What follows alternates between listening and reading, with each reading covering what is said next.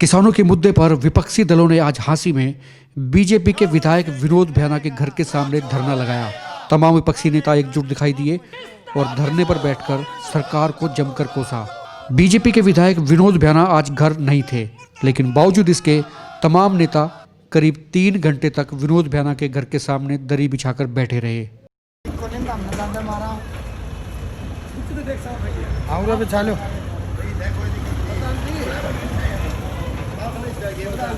हाँ जी नमस्कार, कैसे हो? मैं ये कह रहा था, यहाँ तो देखो इन कारेज ने ऊपरली साइड में ऑफिस है किताब, ऊपरली साइड में करते ऑफिस का तो हम दोबारा नहीं आगे पूछना है भाई, किसानों के साथ है। देखो किसानों के ना इसके खिलाफ नारे लाओ, किसानों के साथ है या किसानों के खिलाफ है, बस केवल यही बात है। नाम इसका इस्तीफा मांगा। सुनो, विधायक जी तो है, विधायक जी तो गए अचानक के बेरा पड़े थे। उनकी शेड्यूल ही है मंगलवार का, आपने पता ही होगा, किसको पता कर लो, सारे शहर ने पता। वो क्या करे, फोन पे बता देंगे हमने, भाई मैं किसानों के लिए हूं। चलो हमने ना वीडियो कॉल पत्रकार साथ सिगड़ी पूछ लेंगे जी, ये किसान आए हैं, पूछ लो। और इसमें क्या है, कौन खरापत को बात है, पूछना है इसको, ऐसी बात कर लो, बात कोई बात। इसी बीच विनोद भैना के पुत्र साहिल भैना वहां पर आए। उन्होंने लोगों से बातचीत की, तमाम नेताओं से बातचीत की और उनके लिए अपने घर से चाय भी भिजवाई। मेरे पिताजी चंडीगढ़ हैं, वो हर मंगलवार और बुधवार चंडीगढ़ होते हैं। आप सब जानते हो कि मंगलवार और बुधवार को चंडीगढ़ होते हैं, मीटिंग होती है विधायकगण की। हमारे लायक कोई आदेश है तो बताओ। कॉन्फ्रेंस में बात कर लेंगे, वीडियो कॉन्फ्रेंस पे जब मर्जी करो, जब आप बिल्कुल जब आप मर्जी करो वीडियो कॉन्फ्रेंस में। आप सबकी चाय बन रही है, चाय पियो आराम से, चाय खाना जो मर्जी, आपका अपना घर है, सब चाय पानी पी के जाना प्लीज जी। चाय तो जब नहीं, मैं तो बच्चा हूँ जी आपका जी। चाय तो जब पीवाएंगे जब ये बता दोगे कि हम किसानों के साथ हैं या किसानों के खिलाफ हैं। हालांकि नेताओं ने ये चाय पीने से इनकार कर दिया, लेकिन साहिल भैना ने कहा कि ये उनका फर्ज है, आप उनके घर पर आए हैं और आप चाहें तो अंदर आकर भी बैठकर चाय पी सकते हैं। इसी दौरान हमने तमाम नेताओं से बातचीत भी की। आइए आपको सुना देते हैं वो क्या कह रहे हैं। तिल्लूराम जांगड़ा से इस वक्त बात करेंगे। हुड्डा सरकार में बैकवर्ड कमीशन के मेंबर रहे हैं। जांगड़ा जी, आज ये धरना था और कुछ दिन पहले हमने ही कहा था कि कांग्रेस कहीं दिखाई नहीं दे रही, विपक्ष दिखाई नहीं दे रहा, कम से कम अच्छा है आप दिखाई दे रहे हैं। 2-3 मरतबा 2-3 आयोजन आपने इस तरह किए हैं। आपने पिछले दिनों दिल्ली भी कुछ रसद पहुंचाई थी जो धरना लगा रहे हैं किसान, और आज ये धरना है तो लगने लगा है कि चलो विपक्ष के नाम पे तिल्लूराम जांगड़ा इसे, लेकिन हंसी में विपक्ष है। आज का जो औचित्य था वो क्या था, मतलब धरना किस लिए लगाया गया था यहाँ? औचित्य ये था सर्वेश जी कि हम किसान विधायक जी से पूछने आए थे कि आप भी किसान के घर में पैदा हुए हो, आज विधायक बन गए, हमारी वोट ली है आपने। हम ये पूछना चाहते हैं कि आप किसानों के साथ हैं या सरकार के साथ है जो अडानी अंबानी के इशारे पे चल रही थी। आप देखो, हम किसान के बालक बच्चे हैं, हमारे समझ में नहीं आई। 5-6 साल पहले खुद प्रधानमंत्री नरेंद्र मोदी ने ये कहा था 5-6 साल पहले कि मैं तो आपका चौकीदार हूँ, लेकिन हम नहीं समझ पाए इसका मालिक कोई और है। आज पता चला जब ये काले कानून बनाए गए तो भाई ये तो वास्तव में चौकीदार था, मालिक तो अडानी अंबानी है। हमारी समझ में पहले आया नहीं। विनोद भैना तो आज यहाँ थे ही नहीं। वो बताया गया कि चंडीगढ़ वो जाते हैं सोमवार मंगलवार को, उनको मीटिंग्स होती हैं विधायकों की। तो क्या ये सिंबॉलिक धरना इसको समझा जाए कि मैसेज देने के लिए? नहीं, हमने 1 हफ्ते पहले से हमने मैसेज किया हुआ था कि अखबारों के माध्यम से कहा था कि हम सुबह मंगलवार को 11 से 1 बजे तक विधायक जी के पास जाएंगे और पूछेंगे कि आप किसानों के साथ हो या उनके साथ। और ये पहले से 1 हफ्ता पहले से पता थी उनको। हमारा तो सुनिश्चित तो था, हमने तो बैठना ही था, हमने तो किसानों के साथ हैं। आज हम किसानों के साथ खड़े हैं, किसान के बच्चे हैं हम। पार्टी बाजी तो कल 6 स्टेटों के 10 यूनियन मिली है, किसान यूनियन राजनाथ सिंह से भी मिली है। तो बाद में ये बयान भी दिया गया कि भी वो सेटिस्फाई हैं, उस कानून को ठीक बता रहे हैं। तो आपको क्या लगता है कि ये कौन लोग हैं और जो धरना दे रहे हैं वो लोग अलग हैं या एक ही? देखिए, वो जो लोग हैं, जो संगठन कुछ मिले थे, वो बीजेपी के सुनिश्चित संगठन है। वो लोग 100% झूठ बोल रहे हैं। अगर 2-5 करोड़ लोग दिल्ली के आर बार बैठे हैं, उन लोगों वो वैसे ही बैठे हैं। वो जब लोगों के खिलाफ ये सारा षड्यंत्र काले कानून जो लाई सरकार, जब ही तो बैठे ना। नहीं ठंड के, इतनी बड़ी ठंड में वहाँ 5 करोड़ किसान बैठा है, वो वैसे ही बैठा है। हर जिला के टोल नाकों पे बैठा है, जिलों पे के मुख्यालय पे भी कल बैठा है। सारा ये त्रस्त हैं। इन्होंने पता है आने वाले समय में जो ज़मीन का ना रहेगी, ना किसानी रहेगी, ना मजदूर तबका रहेगा। ये देखो मंडी ख़त्म हो जाएगी, गरीब आदमी मजदूर खत्म हो जाएगा, मजदूर के पास काम नहीं रहेगा, बेरोजगार हो जाएंगे, कहाँ जाएंगे वो। और दूसरी बात मैंने पहले भी एक दिन बताई थी और आज फिर दोहरा देता हूँ, किसान की फसल जब मंडी में बिकती है, किसान अपनी उस पूंजी को तिजोरी में नहीं रखता, वो या तो अपने बेटा की या बेटी की या अपना मकान बनाता है, ये काम करता है। बेटा बेटी की शादी करता है तो वो पैसा हलवाई के पास, वेटर के पास, किरियाना के पास, फर्नीचर वाले के पास, कपड़े वाले के पास, पूरा बाजार में मार्केट में घूमता है। वो ठीक है, पैसा सर्कुलेट होता है, लेकिन दूसरी बात ये है धनाढ़ लोगों का जो पैसा है वो तिजोरी में जाता है, वो कभी भी किसी मजदूर के पास नहीं जाता। दिल्ली में आम आदमी पार्टी की सरकार, अरविंद केजरीवाल मुख्यमंत्री हैं, पंजाब में कांग्रेस की सरकार, अमरिंदर सिंह मुख्यमंत्री हैं। कल दोनों नेताओं के बयान परस्पर विरोधी थे। यहाँ मैं देख रहा हूँ कि आम आदमी पार्टी कांग्रेस इकट्ठी है। आम आदमी पार्टी की तरफ से कहा गया कि अमरिंदर सिंह ने आंदोलन को बेच दिया। देखो, ना तो अमरिंदर सिंह ने बेचा है, ना ही आम आदमी पार्टी के नेता ने कहा, मैंने सुना आपसे ही है। लेकिन मेरा कहना है आम आदमी भी साथ में है किसान के, और कांग्रेस पार्टी भी पूरी समर्थन में है। और ने राहुल गांधी का आज से 2 साल 3 साल पहले, ये कानून विधेयक बनाने से पहले संसद का मैं भाषण सुना देता हूँ। उन्होंने कहा कि बीजेपी सरकार किसान को और मजदूर को कमज़ोर करने जा रही है और उनकी ज़मीनों को कुड़क करके साहूकार जो अडानी अंबानी है इनको बेचना चाहती है।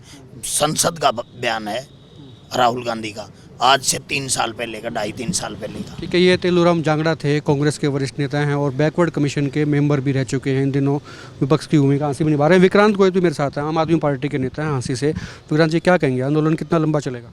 आंदोलन ये अनिश्चित काल है। जब तक तीनों कानून वापसी नहीं होते तब तक ये आंदोलन चलेगा। और मैं आपने अभी मेरे मित्र से आप पूछ रहे थे कि कैप्टन सरकार ने अलग बयान दिए हैं और आम आदमी पार्टी ने, मैं आपको ये बता दूं कि ये आंदोलन राजनीति से परे है।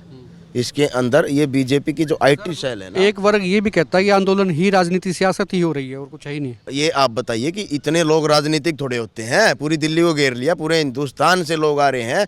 आप जो मीडिया है वो बाइट लेती है, कितने ऐसी पार्टी है थोड़े नेता जी, हैं। कौन सी ऐसी पार्टी है बीजेपी को छोड़ के जो इस वक्त इसके खिलाफ इकट्ठी नहीं है? कोई है? जी, मैं एक बात बताना चाहूँगा। अच्छी, आपने कहा ना सियासत नहीं ये है। अच्छी बात है, ये एकता होनी चाहिए। ये किसान का मुद्दा है जी। इसमें कोई अगर कोई पार्टी या कोई संगठन अगर अपना समर्थन करता है तो उसमें कोई गलत नहीं है, करना चाहिए। सियासत से इनकार भी नहीं कर सकते ना। पॉलिटिक्स पार्टियां भी करेंगी जी, पॉलिटिक्स पार्टियां करेंगी, करना चाहिए। आप मान गए करेंगे। सचिन जैन भी, सचिन जैन साहब, क्या लगता है कि कांग्रेस सरकार मान जाएगी बीजेपी? सरकार को मानना पड़ेगा जी। और आप जो अभी कह रहे थे हमारे साथी से कि इस मुद्दे में बीजेपी साथ नहीं है, तो आप हमारे बीजेपी के पूर्व नेताओं के बयान सुनिए। उन लोगों ने जब किसी समय में कांग्रेस एक ये बिल लाने जा रही थी तो उन्होंने ये कह करके इसको खारिज किया था कि इससे किसानी मर जाएगी और किसान मर जाएगा। तो आज ऐसी क्या दुविधा आन पड़ी? और एक और बात, आज किसान से ये सरकार बात नहीं करना चाहती, लेकिन इन्होंने अपने कॉरपोरेट के जो उद्योगपति उनसे पहले बात कर रखी है। कैसे इन्होंने हरियाणा के अंदर जो ज़मीन इनको 2 साल पहले इन्होंने अपनी वाहवाही करते हुए कहा था कि जी हमने अडानी को ज़मीन नहीं दी, तो 5 तारीख को अचानक वो ज़मीन कैसे दे दी गई? क्योंकि पंजाब के किसान मोगा के अंदर ये लोग सवाल पूछ रहे हैं कि अडानी अंबानी को फेवर सरकार बहुत ज़्यादा कर रही है, इसकी वजह क्या है और क्या हो रहा है। राजेश कासिनिया भी मेरे साथ है। कासिनिया जी, 1 मिनट आगे आए। इस मुद्दे का, इस माहौल के बाद में किसान आंदोलन जो चल रहा है, पंचायत चुनाव पर कितना असर देखते हो? अभी सरकार की ये पॉलिसी है, पहले आहिस्ता आहिस्ता सरकारी चुनाव को, जब चुनाव वो आंदोलन पिक पे है, किसानों का आंदोलन है, किसानों ने अपनी ज़मीन बचाने के लिए आंदोलन किया हुआ है और सरकार ये चाहती है हरियाणा गवर्नमेंट अब पंचायत चुनाव करवा के उस आंदोलन को डिवाइड कर दिया जाए। मेरी समझ का जब तक ये है, ये ग्रामीण जिनकी किसानों की ज़मीन छीनने वाली है वो इस आंदोलन को, चुनाव को भी रद्द करके इस आंदोलन को आगे बढ़ाएगी और अपनी ज़मीन को, अपने बच्चों की आजीविका को बचाने के लिए वही आंदोलन रद्द रहेंगे। कुछ लोग यहाँ खेती बाड़ी से जुड़े हुए मुझे लग रहे हैं, आप लोग जो हैं। हाँ बिल्कुल, आप कहें, क्या कह रहे हैं?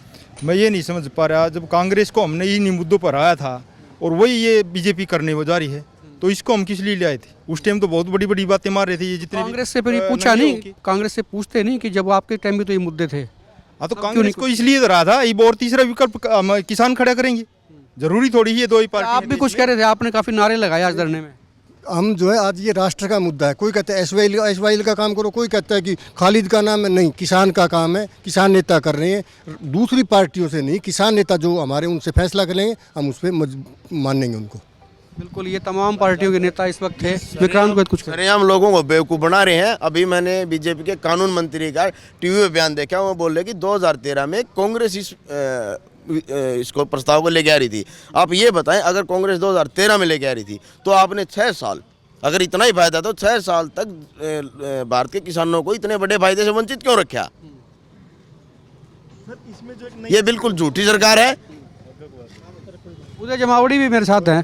उदय क्या कहते हैं? इसमें एक नई जो चीज़ आई है जो बड़ी विवादित है कि जैसे 10 साल का कॉन्ट्रैक्ट हो गया, कॉन्ट्रैक्ट खेती में, तो उसमें 10 साल का एफिडेविट बनवाएगी कंपनी, तो उसके ऊपर वो लोन ले सकती है। जो सरकार ने भी बोला कि नहीं हम इसमें अमेंडमेंट करेंगे, लोन ले सकती है। अब मान लो 2 साल बाद किसान ने ज़मीन बेचनी पड़ गई तो वो बोलेगी एनओसी लेके आओ, या कंपनी फ्रॉड करके भाग गई, तो इसका पूरा कोई वो नहीं है। ये बहुत मतलब काले कानून का यही तो है ना कि वो कुल मिलाकर ये कहा जा रहा है कि जो 3 कानून है उनमें काफ़ी सारे पेच हैं जिससे किसानों को नुकसान हो सकता है और उनको नुकसान उठाना पड़ सकता है। किसानों को लगता है कि उनकी ज़मीन उनके हाथ से जा सकती है। इस तरह की कुछ बातें आ रही है। अमेंडमेंट की बात अब खत्म होगी, कानून को वापस लेने की बात शुरू हो रही है।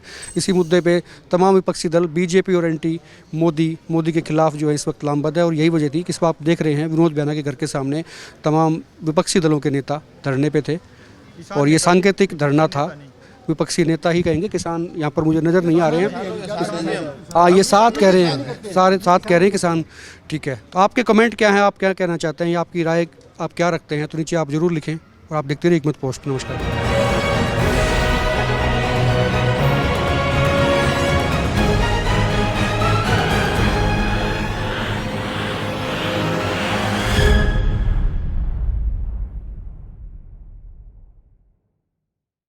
टिकटॉक चला गया, कोई बात नहीं, उसको जहरा ही था, चाइनीज़ था, लेकिन अब अपना इंडियन स्वदेशी टिकटॉक आ गया है।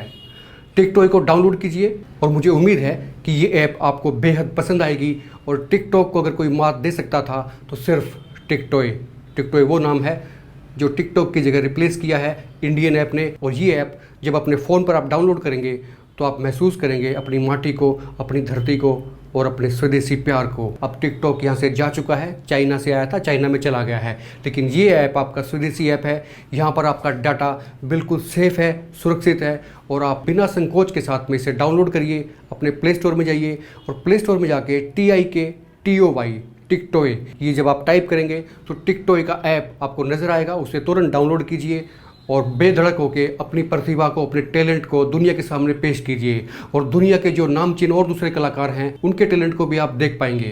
तो फिर देर किस बात की, तुरंत अपने प्ले स्टोर में जाके टिकटॉक को डाउनलोड कीजिए।